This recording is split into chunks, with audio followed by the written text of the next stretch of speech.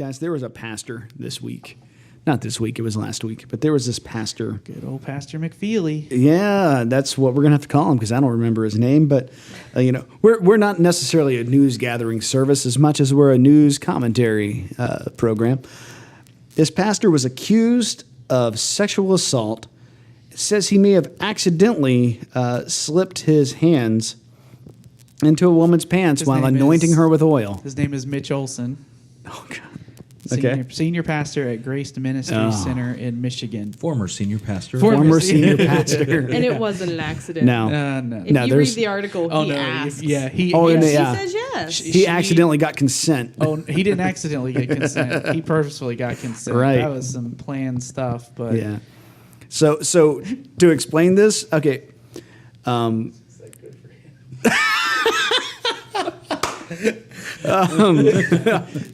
So here's the deal with this dude. This woman, I guess, has some sort of like sexual addiction or thinks she does. She might just be a normal person like who that. feels guilty by the church. Yeah. Anyway, she wants prayer from the pastor. Yeah, she's like this to young help her 20-year-old with girl. this lust. Yeah. So he says, I think I've seen this movie. I'm going to anoint you with oil, which, okay, here's KY oil. Yeah, it must have been because tingling oil, right? Here's the first, and I don't want to make light of what this poor woman went through. It makes you feel like you're going to hell. I don't want to make light. Me and Nick are making lube jokes. It hurts because of the flames of hell. I just want to say that all of this, all of us making fun and the anger that's going to happen, probably through jokes or angry jokes, we're going to call it that. We're getting our anger out. Is directed toward this jerk wagon who decided to physically assault this girl with apparent consent because someone in power does something stupid. So here's what he did. First thing he did wrong is he went over to the girl's house alone. At night. Oh yeah. At night. That was bad. That's a bad choice. Like me and Ashley are good friends. I don't really go out with Ashley alone. So see at 8 at the house alone? Yeah.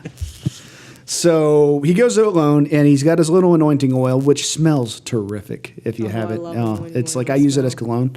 And so he's like, can I anoint you? Which is like some weird, like, sup girl with like some pastorally intent. So can I anoint your forehead? Can I touch your shoulders? Can I anoint your breast? Which should have been, wow. No. Can I should have been no. Can I touch your... so he pretty much asks if he can touch every part of this body and put oil on her, and yeah. To break off whatever spiritual junk that... Let's stimulate her genitals. Yeah, pretty much. Was she naked? It doesn't say if she was naked or not. No, he reached into her clothes. But the situation is... it's down her pants, right. Is it being classified as assault? I think they're having to test it. They're going to have to test this in court because... She said yes. She said yes all the way down. But there's a coercion thing because he's a trusted He's figure. misusing his power. authority. Yes, exactly. And if you can prove he was trying to get his jollies, then that's the same a problem. thing as like those culty, weird Buddhist, Hindu type yogis, who move out west and buy Rolls Royces and then like sleep with tons of women as part of their path to enlightenment. That's kind of the same thing. You're abusing your supposed spiritual authority. Right. And if he's done it to this girl, how many other people has he done it to? Exactly. Yeah, and I think that's why she finally came out. Like, she didn't, for whatever reason, she says she didn't know that it was wrong until she talked to her mom later. And was like, oh, wait, that wasn't normal. Her mom was like, that's not normal. And it's not cool. Which that just goes to show you how it's a shame how much spiritual deceit you can pull over people. Mm-hmm. Right. It's just... And the Lord knows he's tried. I don't know. I think everybody here knows I'm a failure at spiritual anything, much less spiritual deceit. I don't know. Yeah. What were you saying before I so rudely interrupted? I don't know. It's over. It's over. Go ahead. Oh, no, go ahead. No, you go ahead. Ladies first. I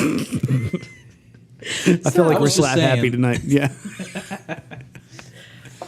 I don't know. I read the article and it kind of messed with me.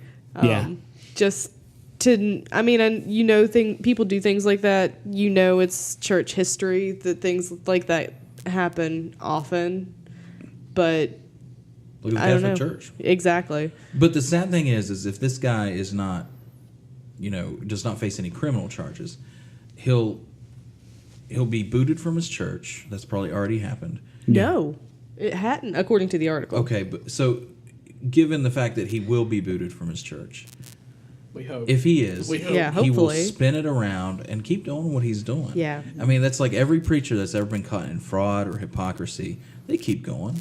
Well, and he's not even the one that said that his hand slipped. It was Someone defending him?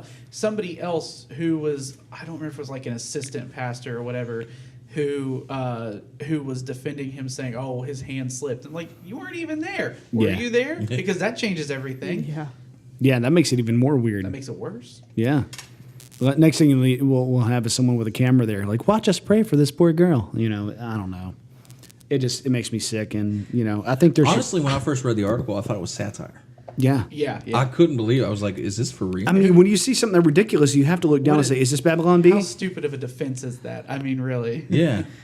Well, and then there's the point where, like, closer to the end of the article, it talks about how the police are like, well, he's a good guy, and he helps the community, and he's very upstanding, and we're just not sure these charges are going to stick because we're not sure.